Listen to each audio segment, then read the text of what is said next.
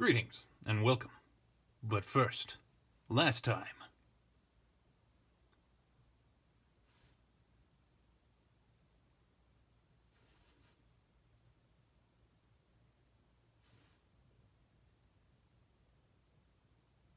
And now you have been reminded. I think I'm going to drop a lot of the epic voice, supposedly epic voice. It's really hard to do and keep slipping towards becoming a pirate. Sorry about that.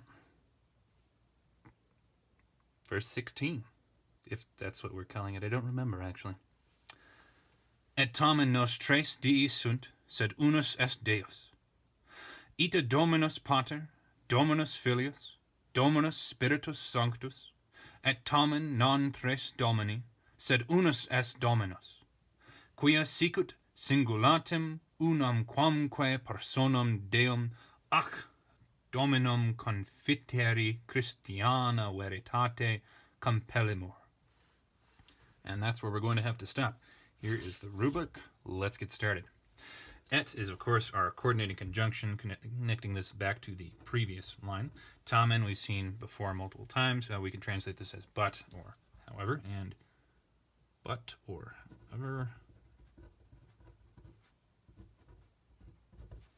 Non tres sunt. Sunt is our verb. We know that's the third person, plural, present tense. It is active, and it is indicative. And this is going to be connecting two nominatives, or a nominative and a prepositional phrase. We don't have a prepositional phrase, but we do find two nominative in trace with the long E and de right there, both nominative, plural, and masculine. And our sunt is being negated, so we have and however. We might say there are, but since sunt is at the end, I'm going to write it down. I'm going to have to go with there are for it to make proper sense in English. There are not three gods, said, different time of adversative conjunction than tamen, but unus est Deus. We have our us right there and us right there, both of them for the nominative singular masculine, connected with the s. No need to parse that. There is, to keep with the same pattern as we had with sunt, one God. It's not tritheists, but still monotheists. Ita, thus, Dominus, us right there for a nominative, singular, and masculine. And then pater, we have er, this third declension noun. This can only be nominative or vocative in form. Since Dominus is nominative, pater must also be nominative. We have no verb, so then we might want to insert est in order for it to have a complete sentence, but we should take a look at the greater context of the line and then what comes after up to this period to know for sure whether or not one belongs. So Dominus, same form there. Filius with that us, it's going to be another nominative, singular, and masculine. Dominus, yet again, nominative, singular. And then Spiritus Sanctus. Spiritus is a fourth declension, and it is Spiritus Spiritus. So that would make it masculine or feminine. Since Sanctus is us, that's going to tell us that it is masculine. So nominative, singular, masculine for both of those. Cannot translate that just yet, so we have to go to line 18. Same as that right there. And, however, that looks too much like an R.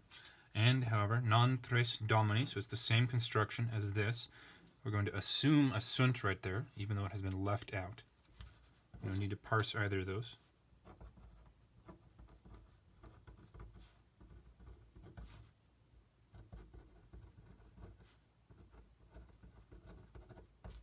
Remember that Domini might be the Latin equivalent of the word Adonai from the Hebrew, and Adonai is always used, not always I should say, it is often used in the Old Testament to refer to the Tetragrammaton. So there are not three Yod-He Vav-He's, but only one Yod-He Vav-He, as we see right there.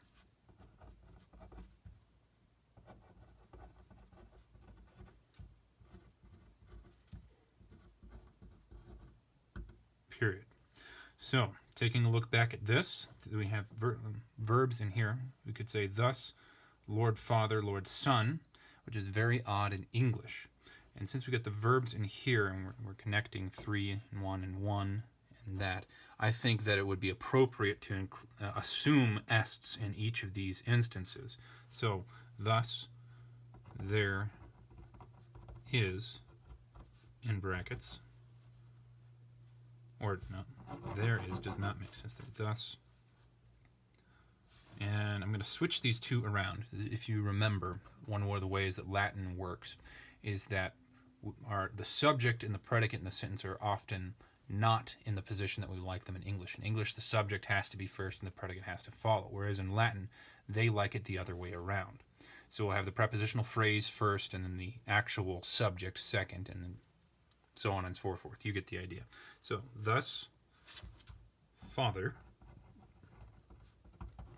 is Lord, possibly as in Yod He Vav He, Tetragrammaton.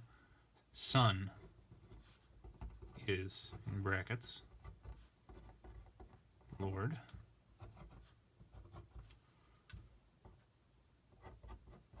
Holy Spirit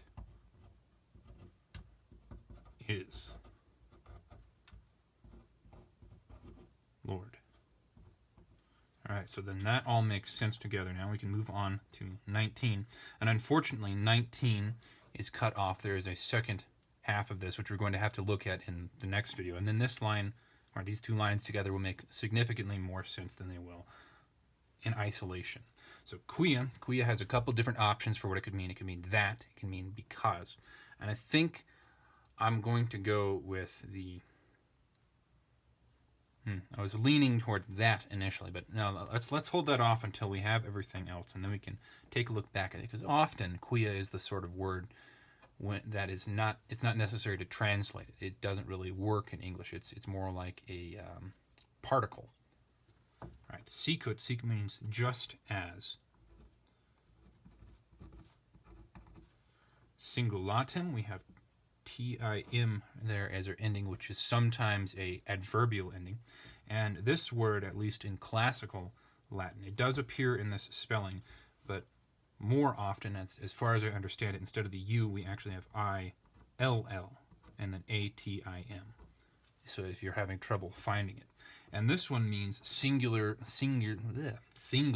or one by one. We might even say each. Just as singly, or one by one,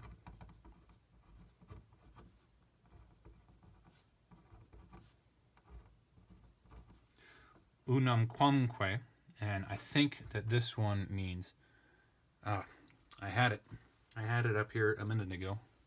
Trying also to find that one is not easy. Thus, singly, maybe it's like united, the one person, each. I think I'm going to go with each for now. Each personam, we have am right there, and am right there, and deum, um. So this one is accusative, singular, and feminine. To modify personam, which with that a we know is also accusative, singular, and feminine, each person. And since this and deum do not match and personam is a noun, then this means that these two have to be linked in some way, as a naming, if you will. So we might want to assume esse between them, but before we actually make that judgment, we need to have the rest of the context of at least this first half of 19. Ac is a form of et, and it's just the more emphatic. It means and. So we have God and dominum, right there, for an accusative, singular, masculine. Lord. Confitere, so this is what appears to be a passive infinitive. Present. Passive. Infinitive. Though I believe it's actually deponent. We want to find our main verb next, and that doesn't work, And here we have it with imur as our ending, so that is a first person plural. This is compello, compellere. So this will in fact be passive. It's not deponent. Present. compello, compellere, compelli. No, it can't be perfect. For a moment there, I forgot how the perfect passive worked. Present, passive, indicative. We are compelled. If this were, in fact, passive, then it would be, we are compelled to be confessed. But no, I think the verb is actually confiteor, which I've probably spoken about previously, but I don't remember. It's been a while. So I'm going to say that this is most likely deponent. We are compelled to confess, and then we would confess that one accusative is another accusative. So then this supports the idea that we want to insert esse here. Just as we are compelled to confess singly, one by one, each person to be God and Lord. All right, so that does work in English. The last thing we need to work out is this, and then quia. Christiana veritate. Veritate with that E is an ablative, singular, and feminine of the as ates family. And Christiana, with that A right there, which is going to be long, will be modifying it, also being ablative singular. So, by means of, or by cause of, Christian truth, we are compelled. Okay, just as singly each person to be or as God and Lord. Put by Christian virtue here. All right, Christian truth, not virtue. Virtue is a different word. Virtus, virtutis. We are to confess. Okay. The last thing that we need to figure out is quia. So does it make more sense for it to be because? Because just as we are compelled to confess singly each person, or that just as we are compelled to confess singly each person. I don't know.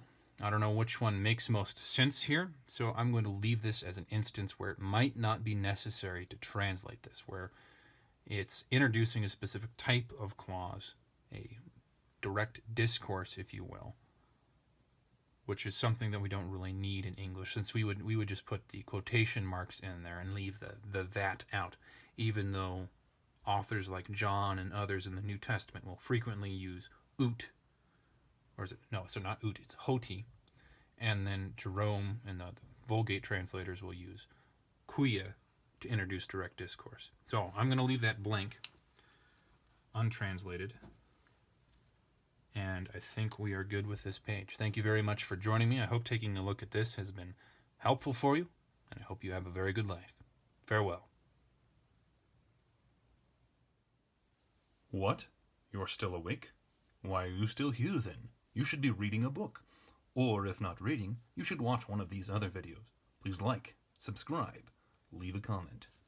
See you next week.